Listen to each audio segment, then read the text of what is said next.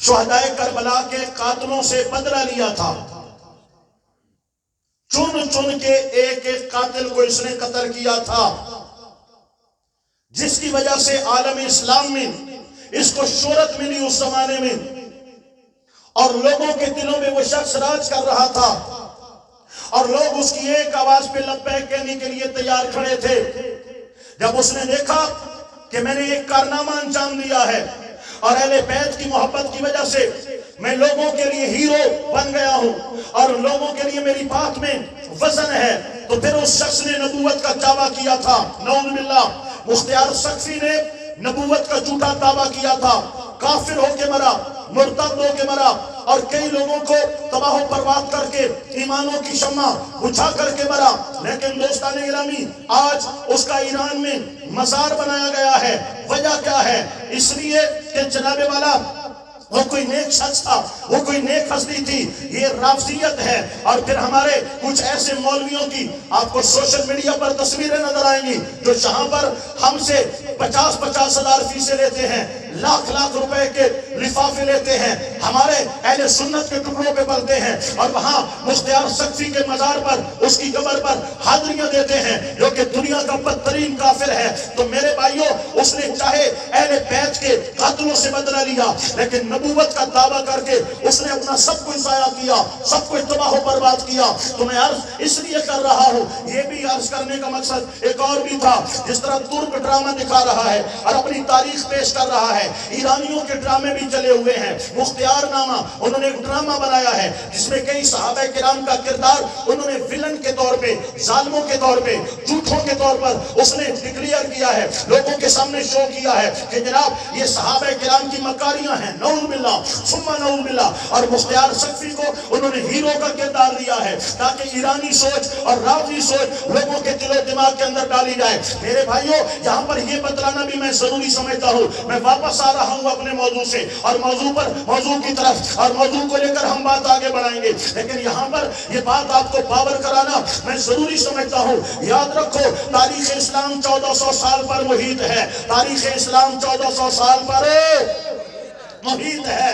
جس طرح تاریخ پاکستان دوستو یہ چند دہائیوں پر محیط ہے کہ پہلی دہائی 1947 کے بعد، پھر دوسری، پھر تیسری، پھر چوتھی، اور اس طرح یہ مساحت جو ہے یہ دہائیوں پر مشتمل ہے۔ تاریخ اسلام جو ہے یہ 14 صدیوں پر محیط ہے۔ جس طرح پاکستان کی تاریخ میں آپ کو ملے گا کہ پہلی جو ہے وہ 10 سالوں میں کیا ہوتا رہا، دوسری دہائی میں کیا ہوتا رہا، تیسری دہائی میں، یہ دہائی 10 سالوں کو کہتے ہیں، صدی 100 سالوں کو کہتے ہیں۔ پہلی دہائی میں کیا ہوا، دوسری دہائی میں کیا ہوا، تیسری دہائی میں کون آیا، کون اترا، کون ظالم تھا، کون مظلوم تھا، وزیر اعظم کون، صدر کون، جنرل کون، وغیرہ وغیرہ۔ سیاسی جماعتیں آئیں، بنتی رہی، ٹوٹتی رہی، اعلان نعرے بنتے رہے، ٹوٹتے رہے، جھنڈے بنتے رہے، ٹوٹتے رہے، جماعتوں کے گٹھ جوڑ ہوتے رہے، ٹوٹتے رہے۔ ایک تاریخ ہے۔ اسی طرح ایک پاکستان کی بھی تاریخ ہے۔ پہلی صدی ہجری، مدینہ المنورہ، ہجرت مدینہ سے لے کر آج تک 1400 سال پر تاریخ اسلام محیط ہے۔ ان 1400 سالوں میں صحابہ کرام خلافت راشدہ کے دور میں جو سب سے پہلا فتنہ اٹھا تھا عبداللہ ابن سبا تھا۔ عبداللہ ابن سبا جس کو یہودیوں نے اپنی آغوش میں پالا، اسلامی شکل و صورت دے کر منافقانہ انداز میں حضرت امیر المومنین خلیفہ سوم عثمان بن عفان کے دور میں اس کو مدینہ المنورہ بھیجا، اور اس نے مسلمانوں میں زہر پھیلانے کی کوشش کی، وہاں سے دفع کر دیا۔ وہ مصر میں گیا، لوگوں کو کہا یہ سب سے پہلا فتنہ، سب سے پہلا وسوسہ، سب سے پہلا بہتان، اس سے پہلے یہ بہتان نہ تھا، یہ فتنہ نہ تھا، پیدا کرنے والا عبداللہ ابن سبا ہے۔ مصر کے لوگوں کو کہا خلافت کا حق حضرت سیدنا حضرت علی ابن ابی طالب کا تھا، جبکہ حضرت ابو بکر نے، حضرت عمر نے، حضرت عثمان نے رضوان اللہ تعالی علیہ مجمعین، انہوں نے غصب کیا، جبر کیا، ظلم کیا۔ مصر کے لوگوں میں یہ فتنہ ڈالا، اس نے ایران کے لوگوں میں یہ فتنہ ڈالا، اس نے شام کے لوگوں میں یہ فتنہ ڈالا، اور اپنی ایک جماعت تیار کی جس جماعت کا نام رافضی ہے۔ یہ انہوں نے خلافت راشدہ کا انکار کیا۔ خلافت راشدہ کا انکار کرنے والا اور ان کے خلاف زہر پھیلانے والا سب سے پہلے وہ یہودی تھا جس کا نام عبداللہ ابن سبا تھا۔ یہ پہلا فتنہ ہے جو اسلام میں پیدا کیا گیا۔ اب آئیے میں سمجھانا چاہتا ہوں، بہت سے فتنے ان 1400 सालों में उठे हैं। किसी का नाम मुतज़िला है, कोई खारजी है, कोई राफ़ी है, कोई जबरी है, कोई कदरी है, कोई नासबी है। आप मेरी बात सुन रहे हैं, तवज्जो मेरी तरह मरकूज रखिएगा, जरा सुभान अल्लाह ऊंचा बोलिए ताकि मैं बात समझाने में कामयाब हो जाऊं। कितने फितने उठे हैं मेरे भाइयों, आए और मिटते रहे, आए बनते रहे, मिटते रहे। कोई फितना हमें दूसरी सदी में नजर आता है, तीसरे में नजर नहीं आता, कोई तीसरी में नजर आता है, चौथी में नजर नहीं आता। अब आइए मेरे भाइयों, जितने फितने हैं उनको फितनों के नाम से याद किया गया है। इनमें तीन बड़े फितने हैं जो हमेशा से रहे हैं और आज भी मौजूद हैं। एक फितने का नाम खारजियत है, एक फितने का नाम नासबियत है, एक फितने का नाम राफजियत है। मैं ये तीन फितनों का नाम ले रहा हूँ, खारजियत है, नासबियत है, राफजियत है। और हम जमात हैं, जमात। हम कोई फितना नहीं है, हम कोई फिरका नहीं है, हमें अहले सुन्नत व जमात कहा जाता है। बोलो क्या कहा जाता है? आले सुन्नत। यार ये मट्टे ऊपर सुना, मैं तकरीर छोड़े सा। हम कौन है बोलो? आले सुन्नत व जमात। हमें आले सुन्नत व जमात कहा जाता है। मुअर्रिखीन ने इन तमाम को फितनों की साथ में लिखा है। खारजियों को, राफियों को, नासबियों को आले सुन्नत व जमात है। वो सवाल आदम है, हर दौर में ये मौजूद है। किसी दौर में ये नाम मिटा नहीं है, किसी दौर में ये नाम बिका नहीं है, किसी दौर में ये नाम झुका नहीं है। हर दौर में अहले सुन्नत एक जमात के तौर पे अपने रोशन दौर के साथ ये जलवागर हुई है। अब आप कहेंगे जनाब आले सुन्नत की पहचान क्या है, राफजियत कौन है, खारजियत क्या है और नासबियत क्या है? मैं चंद लफ्जों में बताना चाहूंगा। अगर समझ ना आए आप चुप करके मुंह बंद करके बैठे रहिएगा, और अगर समझ आ जाए आपसे दाद लेना मेरा हक बनता है, आपका सुभान अल्लाह बुलंद आवाज से कहना मेरा हक बनता है, और बुलंद बाला वैसाना नारा लगाना मेरा हक बनता है। लिहाजा सुनिएगा, अहले सुन्नत कौन है, खारजी कौन है, राफजी कौन है, नासबी कौन है? वो कौन जिन्होंने मेरे आका पाक की शान का इनकार किया, इज्जत का इनकार किया, आबरू का इनकार किया, नूर मुस्तफा का इनकार किया, इल्मे गैब मुस्तफा का इनकार किया, मिलाद मुस्तफा का इनकार किया, हुजूर की इज्जत और नामूस का इनकार किया।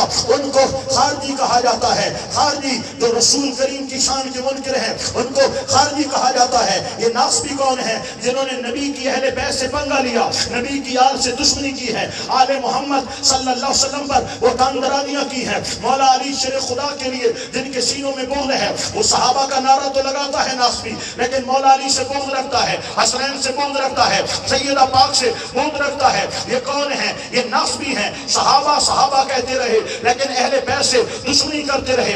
राफजी कौन है? ये तीसरा फितना है। राफजी कौन है? जो हजरत अली पाक का नारा तो लगाते हैं, हसनैन की शानें तो बयान करते हैं, अहले बैत का जिक्र तो करते हैं, सिद्दीक़ अकबर के नाम से उन पे बिजलियां गिर जाती हैं, फारूक आलम के नाम से उन पे कहर टूट जाता है, हजरत उस्मान गनी के नाम से उनके घरों में आग लग जाती है, अम्मा आयशा सिद्दीक़ा रज़ी अल्लाह तआला अन्हा के नामे नामी इसमें गिरामी से उन पर क़यामत टूट जाती है, हजरत अमीर मुआविया और हजरत अबू सुफियान रज़ी अल्लाह तआला अन्हुमा के जिक्र से उनके ऐवानों में ज़लज़ले बर्पा हो जाते हैं। ये राफ़ज़ी हैं। अब सुनिएगा, खारजी वो है जो इज्जत मुस्तफ़ा के मुनकिर हैं, नासबी वो है जो अहले बैत नबूवत के गुस्ताख हैं, राफजी वो हैं जो सहाबा किराम के गुस्ताख हैं। हम अहले सुन्नत हैं।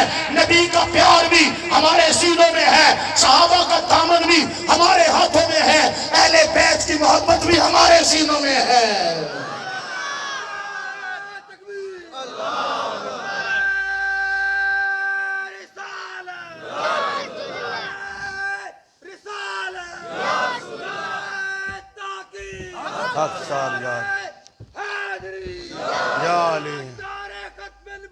जिंदाबाद जिंदाबाद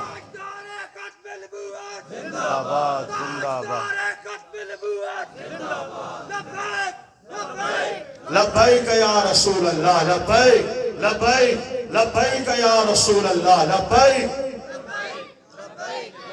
हाँ जनाब, मैं ख़त्म नबूवत के हवाले से आखिरी गुजारिश कर रहा हूँ और फिर इख्तितामी कलिमात की तरफ मैं आऊँगा।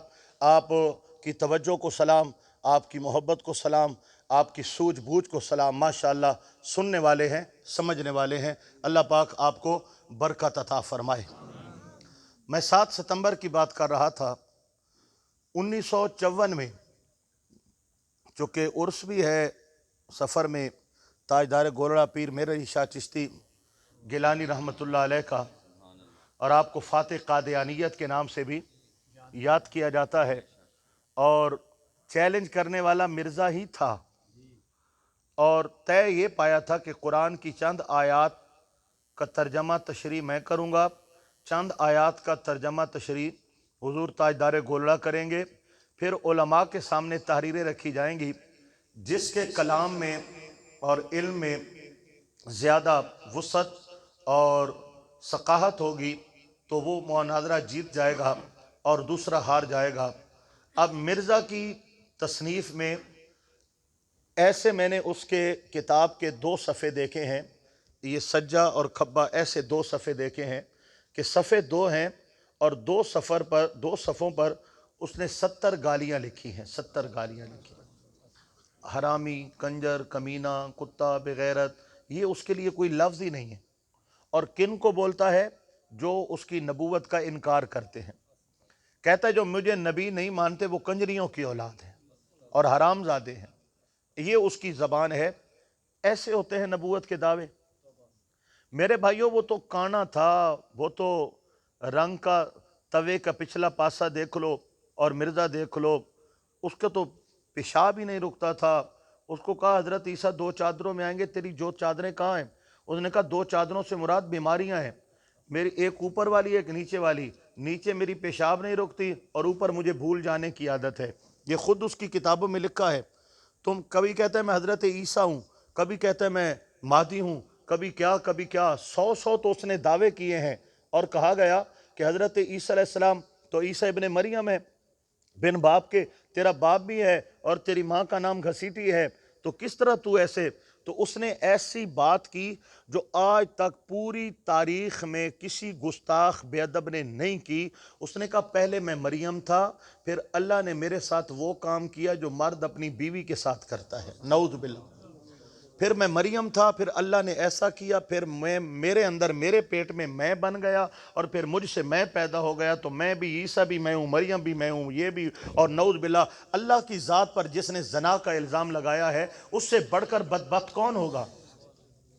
नौजवानों को ये शऊर देने का मकसद क्या है? मेरे भाइयों, आज यूनिवर्सिटीज़ में, कॉलेजेस में, सरकारी गैर सरकारी इदारों में, बड़े तिजारती मराकज़ में, इस्लामाबाद, लाहौर और जो है कराची, मुल्तान वगैरह वगैरह, ये लोग मुसलमानों के भेस में वहाँ पर छुपे हुए हैं।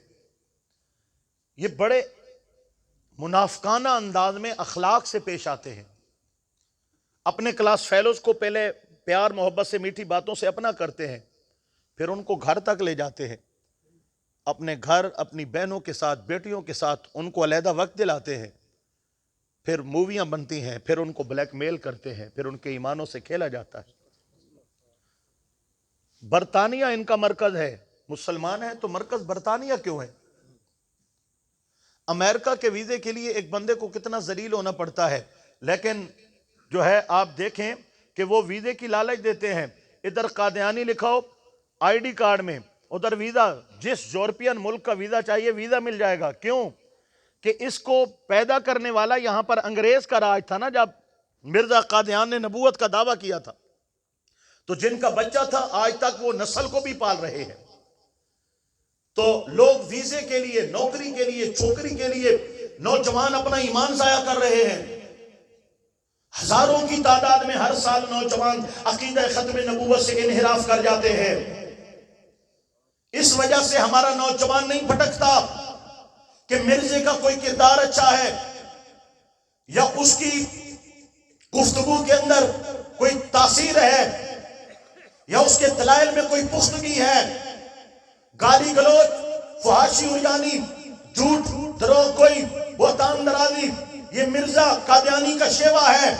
जो नौजवान बहकते हैं सिर्फ पैसे के लिए, नौकरी के लिए, वीजे के लिए, छोकरी के लिए, अयाशी के लिए, फहाशी के लिए।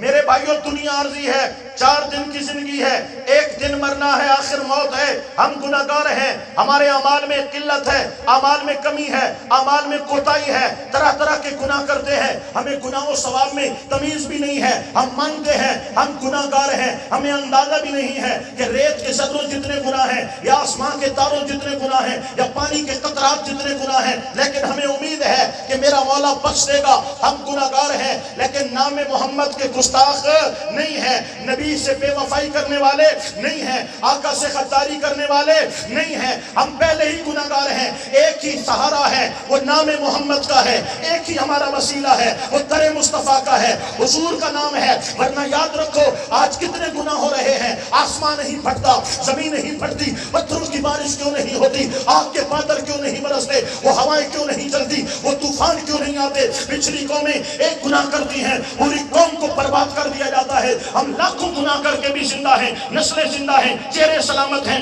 मौला वजह क्या है? फरमाया मा कान अल्लाह लियुअज़्ज़िबहुम व अंत फीहिम, तुम्हें बचाया हुआ है तो नाम मोहम्मद ने बचाया हुआ है। हमारा एक वसीला ज़ात मुस्तफा है, मोहब्बत मुस्तफा है। कादियानी गुस्ताख बेअदब हमारा वो अकीदा भी लेना चाहता है, वो निस्बत भी लूटना चाहता है, ईमान की शमा को गुल करना चाहता है। यही वजह है उलमाए अहले सुन्नत ने खत्म नबूवत पे बोल बोल के, ताजदार खत्म नबूवत के नारे लगा लगा के इस सुन्नी कौम में वो वलवला पैदा कर दिया है। आओ इधर रासिदंगर उधर आसमाएं, तू तीर आसमां हम जिगर आसमाएं, चलाओ आंधियां, चलाओ तूफान, चलाओ गोलियां, आसमाओ। हमारे नौजवानों को लाशें उठ रहे थे, लब्बैक या रसूल अल्लाह की सदाएं आ रही थी।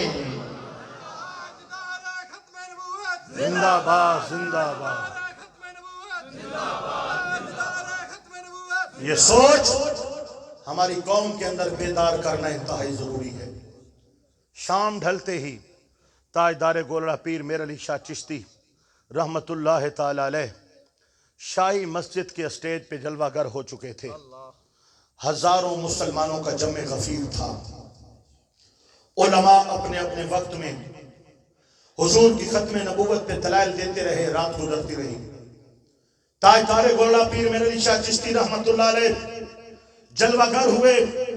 फरमाया मिर्जा ने कहा था मैं आऊंगा, मैं कहता हूं वो नहीं आएगा, और अगर आज मिर्जा आ जाता है तो मैं ऐलान कर रहा हूं, मैं कलम को हाथ नहीं लगाऊंगा, मैं कागज को छूंगा तक नहीं, मैं कलम को कागज पर रखकर कहूंगा ऐ कलम लिख। कलम खुद उठेगा और नबी की शान में लिखता चला जाएगा। या सुभान अल्लाह को लिखता चला जाएगा। पीर साहब वापस आए, मुरीद ने हाथ जोड़ के कहा पीर साईं इतना वड्डा दावा कर छोड़ाई, अगर मिर्जा आवेंदा तो क्या तुसा कलम नु हुक्म देवा, कलम चल पोया। फरमाया मेरे अली खुद दावा नहीं कर रहा था, जब मैं कोरला की धरती से जा रहा था ताजदारे कायनात मेरे नाना जान मोहम्मद अरबी सल्लल्लाहु अलैहि वसल्लम मेरे ख्वाब में आए, मेरी कमर पे हाथ रखा, कहा बेटा मेरे अली मेरी खत्म नबूवत के लिए जा रहे हो, जाओ दावा करना तुम्हारा काम है, करके दिखाना हमारा काम है। जिंदाबाद जिंदाबाद। तो 1954 जब पाकिस्तान 1947 में बन गया तो 54 में उलमाए हक्का ने, पाकिस्तान के उलमा ने मुशावरत की कि सरकारी तौर पे मिर्ज़ाइयों को काफिर करार दिया जाए, वरना मुसलमानों के भेस में ये मुसलमानों के ईमानों से खेलते रहेंगे और हमारा नुकसान करते रहेंगे और कौम को में गुस्ताख करते रहेंगे। और आज ये है, कल कोई और नबूवत का दावेदार खड़ा हो जाएगा और कहेगा वो भी तो है, वो भी तो मुसलमान है। इस मकसद के लिए तहरीक चली, तहरीक तहफ़्फ़ुज़ ख़त्म नबूवत। इस तहरीक और इस बिल के पास कराने में 20 साल लगे। कितने साल? 20 साल। 10,000 लोगों को शहीद किया गया हुकूमत की तरफ से। हुकूमतें बदलती रहीं लेकिन उनका मौक़िफ़ एक था कि ये बिल पास नहीं होने देना। 10,000 लोग शहीद हुए। मुजाहिद मिल्लत मौलाना अब्दुल सत्तार खान नियादी जैसी हस्तियां भी जेलों में पड़ी रही। उलमा को पाबंद सलासिल किया गया, जबर किया गया, जुल्म किया गया। گولیاں لگائی گئی، پیسوں سے خریدنے کی کوشش کی گئی، لیکن ان کا ایک ہی نعرہ تھا، تاجدار ختم نبوت۔ بالآخر پاکستان کی قومی اسمبلی میں 20 گھنٹوں بحث کے بعد ادھر سے مرزا طاہر آیا تھا، مرزا قادیان مرزائیوں کی طرف سے، ادھر سے علماء حق تھے، سوال جواب ہوتے رہے، مناظرہ چلتا رہا، نشستیں برخاست ہوتی رہی، نشستیں لگتی رہی۔ بالآخر کئی گھنٹوں کی بحث کے بعد پاکستان کی قومی اسمبلی کے اندر ذوالفقار علی بھٹو کے دور میں یہ بل منظور کیا گیا، اور جب یہ بل منظور ہوا کہ قادیانی آئینی طور پر وطن عزیز میں یہ کافر ہیں اور ان کا اسلام کے ساتھ تعلق نہیں ہے، مسلمان نہ کہلا سکتے ہیں، نہ اپنے مذہب کی تبلیغ کر سکتے ہیں، نہ اپنی عبادت گاہوں کو مسجدوں کا نام دے سکتے ہیں، نہ اپنی کتابوں کو اور اپنی تبلیغ کو یہ سر عام لوگوں تک پہنچا سکتے ہیں۔ اس طرح بہت سی پابندیوں کے ساتھ ایک بل منظور ہوا۔ جب ذوالفقار علی بھٹو اس پر دستخط کر رہے تھے تو کہا، لوگوں میں دستخط تو کر رہا ہوں کہ یہ بل منظور ہو چکا ہے، لیکن میں موت کے پروانے پر دستخط کر رہا ہوں۔ اور چند دنوں کے بعد ایک قتل کا بہانہ بنا کر کے ذوالفقار علی بھٹو کو تختہ تار پہ چڑھا دیا گیا۔ اس ملک پاکستان جو کہ آئین پاکستان کے نام پر حاصل کیا گیا تھا، اگر ہم حضور کی تحفظ ختم نبوت کا بل پاس کراتے ہیں تو مہینوں لگ جاتے ہیں، اگر ختم نبوت کے بل میں ترمیم کر دی جائے، ہم وہ بحال کروانا چاہتے ہیں تو گولیاں چلتی ہیں، جیلوں میں جانا پڑتا ہے، تختہ مشق بننا پڑتا ہے، تب جا کر کے سنوائی ہوتی ہے اور وہ شکیں بحال کی جاتی ہیں۔ اگر حضور کی ناموس کے لیے ہم کسی گستاخ کے خلاف نکلتے ہیں، FIR کرانا چاہتے ہیں، ہمیں قتل تو کر دیا جاتا ہے، لیکن گستاخ کو قابل گرفت گستاخ کو گرفتار نہیں کیا جاتا۔ اگر ایک عاشق رسول کو ہم آزاد کرانا چاہتے ہیں، رات کے اندھیروں میں ملک ممتاز حسین قادری کو تختہ تار پہ تو چڑھا دیا جاتا ہے، آزاد نہیں کرایا جاتا، لیکن لوٹی قوم والا یعنی مرد کے ساتھ سے نہ کرے گا، عورت کے ساتھ جو ہے بدکاری کرے گی، جس کو ٹرانسجنڈر بل کا نام دیا گیا ہے۔ اس کا مطلب کیا ہے کہ مرد کہے گا میں عورت ہوں، اس کے شناختی کارڈ میں عورت لکھ دیا جائے گا، وہ کسی بھی مرد کے ساتھ مرد شادی کر سکتا ہے۔ عورت کہے میں محسوس کرتی ہوں کہ میں مرد ہوں، اس کے شناختی کارڈ میں مرد لکھ دیا جائے گا، وہ کسی بھی جو ہے عورت کے ساتھ وہ شادی کر سکتی ہے، عورت کے ساتھ، مرد کے ساتھ۔ یہ یورپی ممالک کے اندر بھی ابھی مکمل طور پر یہ بل منظور نہیں ہوا، لیکن اسلامی جمہوریہ پاکستان کے اندر رات کے اندھیروں میں بیٹھ کر کے یہ بل پاس کرایا گیا۔ یہ قوم لوط کا کام تھا، حضرت لوط علیہ السلام کی قوم میں یہ پہلے بے گناہ ہوا، اور پھر حضرت لوط علیہ السلام کی قوم کو جب تباہ کیا گیا یہ گناہ پھر نہیں ہوا۔ لیکن دوستو آج وہی بل پاکستان میں منظور کیے جا رہے ہیں۔ اللہ اکبر و کبیرہ، دیکھ رہے ہیں کہ سراسر اسلام کی مخالفت ہے، زنا ہوں گے، بدکاریاں ہوں گی، لوگ اپنی جنس تبدیل، مرد عورت بن سکتا ہے، عورت مرد بن سکتی ہے، کیا کیا کیا نہیں ہوگا۔ ایسے بل اچانک رات کے اندھیروں میں پاس کیوں ہو جاتے ہیں؟ میرے دوستو، میرے بھائیوں، میرے بچوں، ایک بات کان کھول کے سن لو، 14 اگست 1947 کو پاکستان تو آزاد ہوا تھا، ہم آزاد نہیں ہوئے، ہماری سوچ آزاد نہیں ہوئی، ہمارے فکر آزاد نہیں ہوئی، ہمارا پارلیمنٹ آج بھی غلام ہے، ہمارا سینٹ آج بھی غلام ہے، ہماری قومی اسمبلیاں آج بھی غلام ہے، ہمارے ملک میں منتخب ہونے والا چاہے وزیر اعظم ہو چاہے صدر ہو آج تک وہ غلام ہے۔ یہ یہود و نصارہ کے ہاتھوں پر اشاروں پر چلتے ہیں، یہ کٹ پتلیاں ہیں، یہ پتلی تماشا لگا ہوا ہے، ہمیں نظر آتا ہے یہ نور ہے، یہ جیم ہے، یہ سین ہے، یہ میم ہے، اس کی حکومت ہے، حقیقت میں یہ کچھ بھی نہیں ہے، امریکہ ہے، برطانیہ ہے، اسرائیل ہے، وہ جیسا چاہتے ہیں پاکستان کے ساتھ کھلواڑ کیا جا رہا ہے، کھلواڑ کیا جا رہا ہے، اور اس قوم کو خبر بھی نہیں ہے ہم کہاں جا رہے ہیں۔ میرے بھائیوں، کسی سیاسی جماعت کو سنجیدہ مت لینا، یہ لٹیرے ہیں، یہ ہمارے ملک کو لوٹنے والے ہیں، ہمارے خزانوں کو لوٹنے والے ہیں، ہمیں تباہ و برباد کرنے والے ہیں۔ کیا ضرورت تھی ایک متنازع غیر شرعی بل کو پاس کرنے کی؟ ارے سیلاب میں دنیا ڈوب رہی ہے، ان کے پاس وقت نہیں ہے کہ مل بیٹھے اور غریبوں کے لیے سوچے۔ ملک میں مہنگائی کہاں جا پہنچی ہے، ان کے پاس وقت نہیں ہے کہ مہنگائی کے حوالے سے سوچیں۔ غریب خودکشیاں کر رہے ہیں، اپنی اولادوں کو بیچ رہے ہیں، گھر میں پھانسی کے پھندے लटका के अपने आप को जो है वो मौत का शिकार कर रहे हैं। ना गरीबों के लिए कुछ है, बिजली के बिल इतने हैं कि लोगों ने मीटर कटवा दिए, तारें कटवा दी, बिल देखकर हार्ट अटैक हो गया, खुदकुशियां हो गई। इनको कोई परवाह नहीं है, महंगाई रहा है, इनके खजाने भरे जा रहे हैं। ये मिलकर हमें तो कहते हैं कि चाय की प्याली आधी कर लो, तुम अपना प्रोटोकॉल कम कर लो, तुम अयाशियां कम कर लो, तुम करोड़पति हो, तुम अरबोपति हो, तुम अपना गाड़ी में पेट्रोल खजाने से नहीं अपने जेबों से डलवाओ, अपनी तनख्वाहें लेना छोड़ दो, सरकारी नौकरों और मुलाजमों से काम लेना छोड़ दो, सरकारी बिजली, सरकारी सहूलतें इस्तेमाल करना छोड़ दो। ये हमारे फिरौन नुमा हुक्मरान हर साल हर माह अरबों खरबों वतन अजीज के खजाने से लेते हैं। ये टैक्स जो हम बिजली पे पे करते हैं, साबुन पे पे करते हैं, चीनी पे पे करते हैं, साबुन पे, शैम्पू पे, अपने घर के एक एक इस्तेमाल की चीज पर हम टैक्स देते हैं। गरीब किसान मजदूर के टैक्स पे ये फरफराती गाड़ियों में फिर रहे हैं, अयाशियां कर रहे हैं, बदमाशियां कर रहे हैं, शराबें पी रहे हैं। मुल्क वतन अजीज को आज इस नहज तक पहुंचाने वाले हमारे सियासी हैं, हमारे हुक्मरान हैं। हर दौर में इन्होंने मुल्क को तबाह बर्बाद किया है, तबाह बर्बाद किया है, तबाह बर्बाद किया है। जनाब अल्लामा साहब इतनी बड़ी लंबी चौड़ी बहस कर गए, हल क्या है, हल क्या है, हल क्या है? याद रखो, हमारा हल, हमारी आजादी, हमारी फिक्र, हमारी सोच की पुख्तगी कल भी निज़ाम मुस्तफा में थी, आज भी निज़ाम मुस्तफा में है। जब all India Sunni conference Banaras हो रही थी, आप कहेंगे ये तो तकरीर करने आए थे मिलाद की और पता नहीं किधर जा पहुंचे। भाई हम तो ऐसे ही हैं, मुझे तो और सीधी सादी तकरीरें आती नहीं हैं।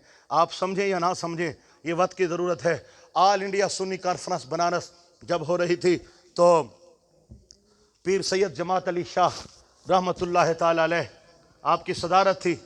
आपने खुतबा सदारत भी दिया और फरमाया, मैं मिस्टर मोहम्मद अली जिन्ना को तहरीक पाकिस्तान के तहरुक पर मुबारकबाद भी पेश करूँगा और मैं मिस्टर मोहम्मद अली जिन्ना से एक गुजारिश भी करूँगा और एक सवाल भी करूँगा। गुजारिश ये है कि आप पाकिस्तान के लिए निकले, हम आपके साथ हुए। अगर आप कहीं थक कर बैठ भी जाएंगे, या रसूल अल्लाह कहने वाले अब पाकिस्तान बना कर रहेंगे, पाकिस्तान बना के रहें। और दूसरा मेरा सवाल, फरमाया अल्लाह करेगा हम देख रहे हैं कि पाकिस्तान हमें मिल रहा है, अगर पाकिस्तान बन गया तो इसका आइन क्या होगा, दस्तूर क्या होगा? कायद आज़म मोहम्मद अली जिन्ना जब अपने स्टेज पे आए, उन्होंने शुक्रिया अदा किया और फिर कहा कि पीर साहब ने मुझसे आइन पूछा है। उसका जो कोट था, कोट का बटन खोला, अंदर के पॉकेट में पॉकेट साइज कुरान पाक रखा हुआ था। उसने कुरान पाक निकाला और कहा, जिस कौम के पास ये किताब है उससे किसी नए आइन की कोई ज़रूरत नहीं है। इस मकसद के लिए हमने वतन अजीज हासिल किया था। आज जो कुछ हमारे साथ हो रहा है वो आप सब देख रहे हैं। इन सियासियों के लिए हम फेसबुक पे रिश्तेदारियां भी तोड़ देते हैं, इन जमातों के लिए हम एक दूसरे पे बोतान दराजियां भी करते हैं। इसी सियासत के पीछे हमने अच्छे खासे दोस्तों को भी ज़ाया कर दिया। ये किसी के नहीं हैं, ये पैसे की औलाद है, ये यहूद व नसारा की औलाद है। इल्ला माशा अल्लाह, शायद असम्बलियों में कोई उंगलियों पे गिने गए चंद अफराद मौजूद हों जो नज़रिए की सियासत कर रहे हैं। बाकी रुपया पैसा, हिर्स व हवस, अय्याशी और लालच की जो है वो सियासत कर रहे हैं। अल्लाह पाक हमारी कौम को हिदायत अता फरमाए। घंटा हो गया मेरे भाइयों, घंटे से कोई 5-7 मिनट ज़्यादा हो गए। मैं 10 मिनट आपके लूँगा और बात ख़त्म करूँगा। कोई परेशानी, कोई तकलीफ़, कोई रोला रप्पा, कोई इतराज़, अल्लाह ताला तुहानू सलामती अता फरमावे। झंडा, मीलाद पाक, लाइटिंग, जलूस, नए कपड़े, शान व शौकत, खुशबुएँ लगाना, ये आका पाक के साथ मीलाद शरीफ के माह मुक़द्दस में ये सारा कुछ करना हुजूर के साथ मोहब्बत की दलील और अलामत है। दो चीज़ें हैं, एक हुजूर की आमद है اور ایک حضور صلی اللہ علیہ وسلم کی آمد کا مقصد ہے۔ ہم نے آمد کو یاد رکھا اور مقصد کو بھلا دیا۔ آمد آج تک یاد ہے اور بچہ بچہ شاد ہے، لیکن مقصد ہم بھلا چکے۔ آقا پاک کی آمد سے پہلے میں ایمانیات کی بات نہیں کر رہا، ہم صاحب ایمان ہیں لہذا وہ بات میں نہیں کرتا۔ آقا پاک کی آمد سے پہلے نماز نہیں تھی، روئے زمین پر اللہ کریم کو سجدہ کرنے والے نہیں تھے۔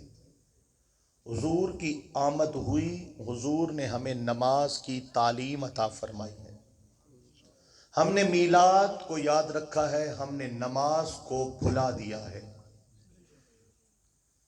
میرے بھائی، آپ صبح اٹھتے ہیں، بات ہی بچہ، ناشتہ کیا، کالج، سکول، دنیا داری، دکان، دفتر، جس کا جو کام ہے وہ کرتا ہے۔ دوپہر، عصر، مغرب، رات تھکے ہارے آئے، کھانا کھایا، سو گئے۔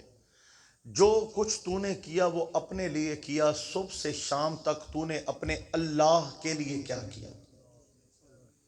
اللہ کے لیے یہی تھا کہ اٹھ کر پہلے نماز پڑھتا، ظہر میں کام چھوڑ دیتا، نماز پڑھتا، عصر میں مصروفیت ترک کر دیتا، نماز پڑھتا، مغرب میں وقت نکالتا، نماز پڑھتا، عشاء میں نیند بعد میں کرتا، پہلے اپنے مالک کو سجدہ کرتا۔ اسلام میں ایمان کے بعد سب سے پہلا فرض نماز ہے۔ اسلام کی پہلی سیڑھی کا نام نماز ہے۔ جو قوم ابھی تک پہلی سیڑھی نہیں چڑھی، نماز کی پابند نہیں ہوئی، پہلا فرض نہیں لیا، وہ قوم پورے دین پر عمل کیسے کر سکتی ہے؟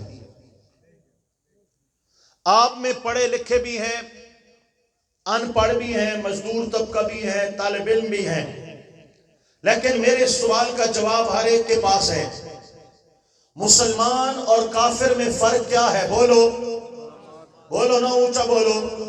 نماز ہے، مانتے ہو؟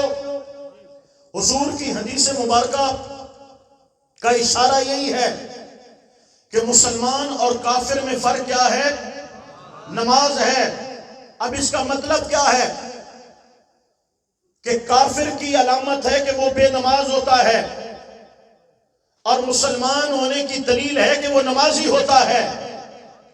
جس نے فجر نہیں پڑھی، جو ظہر نہیں پڑھتا، جو عصر نہیں پڑھتا، مغرب نہیں پڑھتا، عشاء نہیں پڑھتا، تو بتا تیرا کردار اسلام کی علامت پیش کر رہا ہے یا کوئی اور علامت پیش کر رہا ہے؟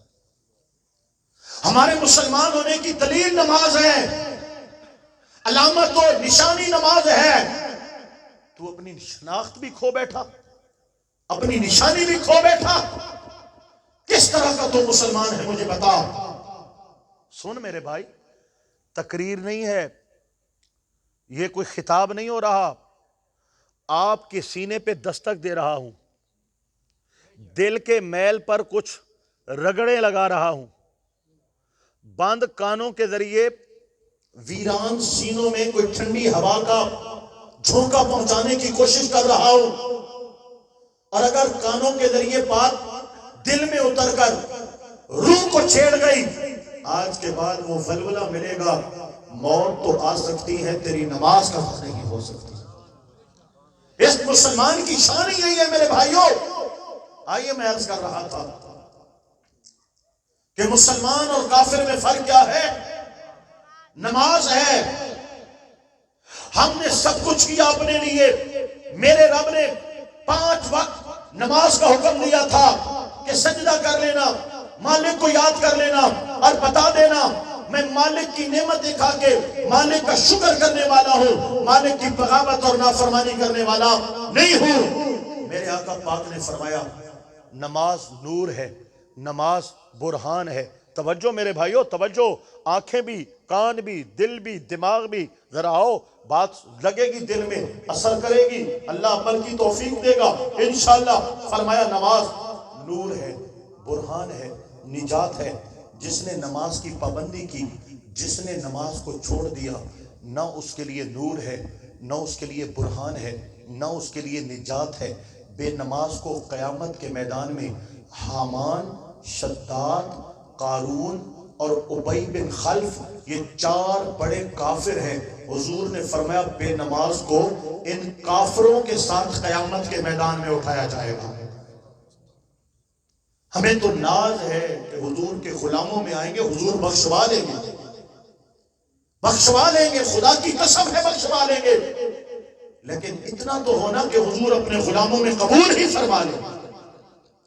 ساری زندگی جو نبی پاک کی سنت سے منہ موڑتا رہا، نماز قضا پہ قضا، قضا پہ قضا، قضا پہ قضا کرتا رہا، قیامت میں منہ اٹھا کے کہے یا رسول اللہ میں تیرا نوکر، میں تیرا غلام، یہ کیسی غلامی ہے کہ آج 5 وقت کی نماز اس نبی کے عاشق کے لیے پڑھنا مشکل ہو گئی ہے؟ کیا جواب دو گے قیامت میں رسول خدا کی بارگاہ میں؟ آگے سنیے، میرے آقا پاک علیہ السلام نے فرمایا، ہاں، قیامت کا پہلا سوال نماز ہوگا۔ جس کی نماز مکمل ہوئی اس کی بخشش ہو جائے گی، اور جس کی نماز مکمل نہ ہوئی اس کو داخل جہنم کر دیا جائے گا۔ فیصلہ نماز پر ہوگا۔ نماز ہے چلے جاؤ جنتی ہو، نماز نہیں ہے چلے جاؤ جہنم کے حقدار ہو۔ پہلا سوال بھی ہم نے تیار نہیں کیا۔ اتنی سستی کی ماری ہوئی قوم کہ 5 وقت نماز بھی نہ پڑھ سکے۔ آگے سنیے، ہاں دوستو، میرے آقا نبی کریم علیہ السلام نے نماز کی جو برکتیں بیان فرمائی ہیں، میں ان کو ایک تمثیل کہہ لیں یا تمثیل ہی آپ کہہ سکتے ہیں، چند جملوں میں، چند لفظوں میں پیش کرنا چاہتا ہوں۔ بزرگوں کی بارگاہ میں ہم تعویذات کے لیے جاتے ہیں۔ تعویذ لینا ثواب ہے، تعویذ دینا ثواب ہے، لینا بھی ثواب ہے، دینا بھی ثواب ہے۔ تعویذ بیچنا بھی حرام ہے، تعویذ خریدنا بھی حرام ہے۔ پیر صاحب نے تعویذ دیا، 10 20 100 50 1000 جو بھی رکھ دیا، الحمدللہ، دینے والا بھی جائز، لینے والا بھی جائز۔ اور پیر صاحب نے کہا کہ یہ 500 والا ہے، یہ 1000 والا ہے، یہ 2000 والا ہے، کون سا لوگے؟ لینے والا بھی حرام، دینے والا بھی حرام۔ اور جس پیر صاحب کے پاس جاؤ، کوئی بوتھی تو بندے کے پتر کی طرح ہو، ہاتھوں میں کڑے پہن کے بیٹھا ہے، خود جہنم کا زیور اس کے ہاتھوں میں ہے، وہ آپ کو کیا جنت کے سودے دے گا؟ لوہے کی انگوٹھی، لوہے کے کڑے، یہ جہنم کا زیور ہے، جہنم کی آگ ہے۔ نوجوانوں نے اس کو رواج بنا لیا، جو جتنے زیادہ کڑے پہن کے بیٹھے گا اتنا بڑا پیر ہوگا۔ یہ شانوں سے اوپر بال جہاں تک جائز ہے مرد کے لیے، شانوں سے نیچے حرام ہے۔ جس کی جتنی لٹیں زیادہ لمبی ہوں گی اتنا بڑا پیر ہے۔ یہ پیری فقیری کی نشانیاں ہیں، یہ زلفیں ہیں، کانوں تک آ جائیں، نیچے آ جائیں، یہاں تک آ جائیں، کالر تک آ جائیں، یہ زلف ہے، پیاری لگتی ہے، سنوار کے رکھو۔ زنانیوں کی طرح کمر پہ بال لٹک رہے ہیں اور پیر صاحب بنے بیٹھے ہیں، یہ پیر نہیں ہے، یہ تباہی کی تصویر ہے، یہ بربادی ہے۔ چہرے پہ سنت مصطفیٰ نہیں ہے، پیر بن گئے، آقا کی سنت کا دشمن ہے، ہونڈ مونڈ کے نالیوں میں حضور کی سنت بہاتا ہے۔ یہ کہاں سے پیر آ گئے؟ داڑھی منڈے، بے نماز، جس کے بدن سے زیادہ بدبو ہے وہ بڑی ولایت والا ہے، بڑا پیر ہے۔ یہ پیری فقیری کا ہم نے معیار بنایا ہے۔ ایسے بدبودار، بے عمل، داڑھی منڈے، جاہل، بھنگی، چرسی، بے غیرت پیر عزتوں سے کھیلتے ہیں اور کالے کرتوت کرتے ہیں، پھر ویڈیو وائرل ہوتی ہے اور اہل سنت کو بدنام کیا جاتا ہے۔ ہم ایسے پیروں پہ بھی لعنت بھیجتے ہیں اور ان کے مریدوں پہ بھی لعنت بھیجتے ہیں۔ اہل سنت کا ان کے ساتھ اور ان کا اہل سنت کے ساتھ کوئی تعلق اور واسطہ نہیں ہے۔ امام اہل سنت نے پیر کی 4 شرطیں بیان کی ہیں، یہ 4 شرطیں ہیں تو بیعت کرو ورنہ بیعت حرام ہے۔ پہلی شرط، پیر کا عالم ہونا ضروری ہے۔ جاہل خود بھی گمراہ ہوگا، آپ کو بھی گمراہ کرے گا۔ جو عالم نہیں ہے وہ پیر نہیں بن سکتا. دوسرا، اپنے علم پر اس کا عمل کرنا ضروری ہے. چہرے پہ سنت ہو، صاف ستھرا لباس ہو، آنکھوں میں حیا ہو، شرم ہو، عورتوں کو آنکھیں اٹھا اٹھا کے پھاڑ پھاڑ کے بے حیا کتوں کی طرح نہ دیکھتا ہو، دل میں عشق مصطفیٰ ہو، آقا پاک کی سنت کا عامل ہو. یہ دوسری شرط ہے. اور تیسری، اس کا عقیدہ ٹھکا ٹھکا پکا سچا سچا اہل سنت و جماعت ہو. غیر اہل سنت کی بیعت حرام ہے، پیر نہیں ہو سکتا. دوسرے جتنے مسالک ہیں ان میں شیخ الحدیث، مفتی، مدرس، طرح طرح کے لوگ نظر آئیں گے. اگر ولی نظر آئیں گے تو صرف اہل سنت و جماعت میں نظر آئیں گے. اور چوتھی شرط، اس کا سلسلہ طریقت رسول اللہ صلی اللہ علیہ وسلم تک متصل جڑا ہوا ہو. اے جن یہ کھمبیاں نکل پونیاں، نہ کوئی پیو تے نہ کوئی ماں، یہ کھمبیاں آج کل پیر اٹھی گلونے. جنا پیر طریقت رابر شریعت کوئی پتہ کو نہیں بھائی کتوں آئے تھے کتوں گئے تھے، یہ کیڑی بلا سارے گلے پو گئی ہے. سلسلہ طریقت نبی کریم علیہ السلام تک جڑا ہوا ہونا ضروری ہے. یہ چار شرائط ہیں، اگر ہے